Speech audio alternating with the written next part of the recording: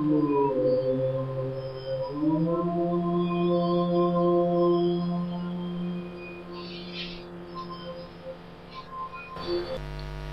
सर्वांचे ठक्कर परिवारातर्फे हार्दिक स्वागत. गणपती बाप्पा आले आणि गेले 2 महिने अडून बसलेला पाऊस गणरायांच्या स्वागताला हजर झाला. वरुण राजा मोकळेपणाने बरसला तर कदाचित पाणी टंचाईचे गंभीर स्वरूप जरा आटोक्यात येईल.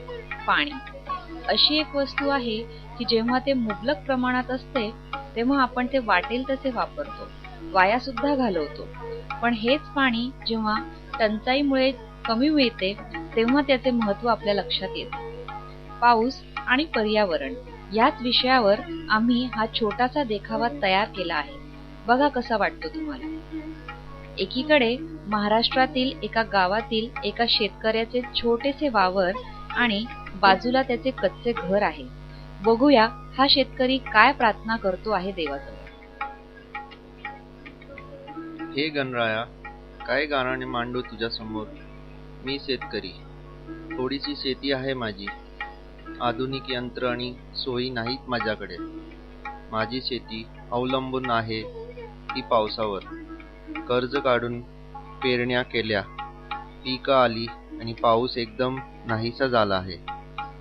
तीव्र पाणी टंचाई आहे. प्यायला पाणी नाही तर पिकांना कुठून पाणी देऊ.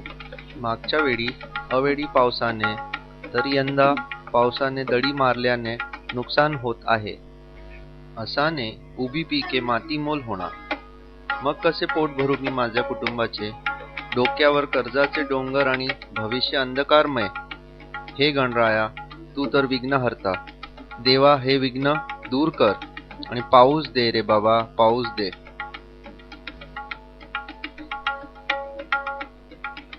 काय परिस्थिती झाली आहे माणसाची. एकीकडे पाऊस होऊ दे म्हणत माणसे पाण्यासाठी कासावीस झाली आहेत, तर काही ठिकाणी थोड्याच दिवसांपूर्वी याची अगदी उलट स्थिती होती. 2 महिन्यापूर्वीचा पाऊस आठवतो का तुम्हाला?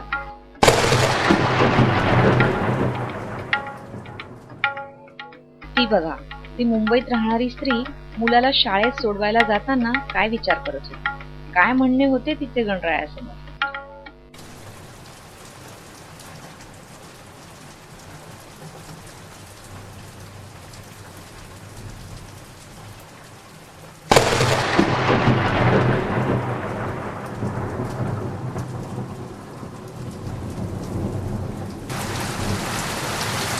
सुट्ट्या संपून आता कुठे शाळा सुरू झाली आणि हा पाऊस असा बेधुंदपणे सतत बरसतो आहे.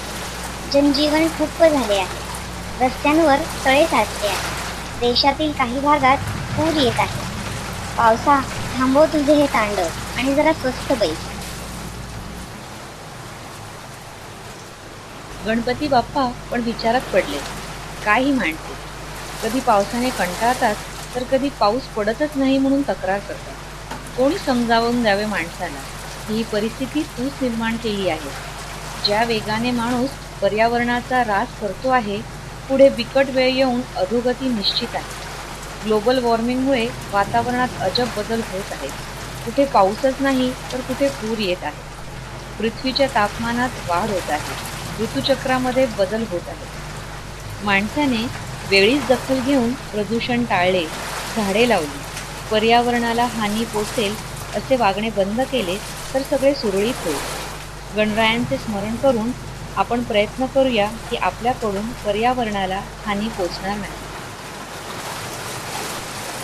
आमच्याकडून आम्ही या प्रयत्नाचा श्री गणेशाय केलाय. यंदा स्वहस्ते शाडूची मूर्ती बनवून व इको फ्रेंडली सजावट करू. आपापल्या परीने आपण होईल तितका खारीचा वाटा उचलूया आणि प्रदूषण टाळूया. चला तर मग करूया श्रींचा जय जयकार. गणपती बाप्पा